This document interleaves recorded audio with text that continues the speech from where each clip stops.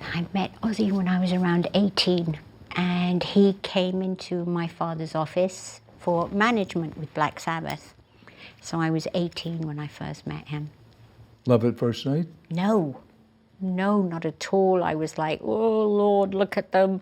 And they were all odd and hairy, and because I'd been used to dealing with artists that were American, and they were slick, and they were really put together, and they smelt nice, and you know, suddenly these guys come in and they're hairy and they're very, you know, from the north of England, and they don't look or dress like anything I've ever seen.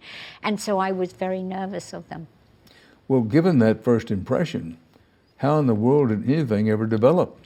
I went to see their show that night with my father. They performed at this club in London, and I was so in awe of what I was seeing. Again, I hadn't seen anything like that, because all the artists that we had dealt with were very slick and a different category of music, different genre of music, just totally different. And then when I saw and how electric it was and how different, I was like blown away. I was like, whoa. So that's when I became interested in Black Sabbath. Well, when did you and Ozzy begin to get serious? You say it definitely was not love at first sight.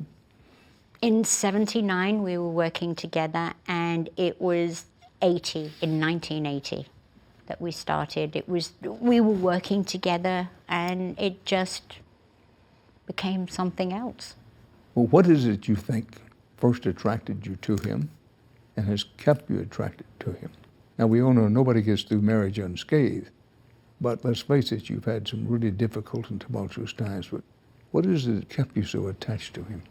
He was so funny and quick-witted, and yet very vulnerable.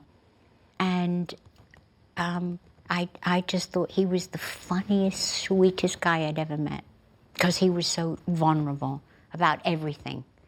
And that just attracted me to him. So you get married. Mm-hmm. Things get off to a pretty good start or a pretty rocky start? It was tough because Ozzy was married and had 2 children. So after the divorce, his wife divorced him. So I would have done the same thing at that time. And so everything he had, he just left with her, which was the right thing to do.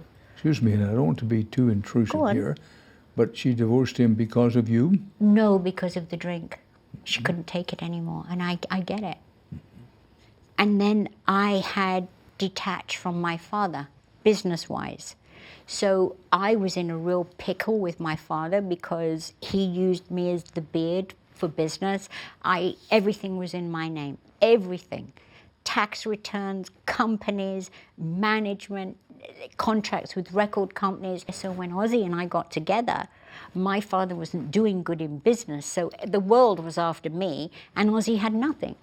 So we both started with nothing.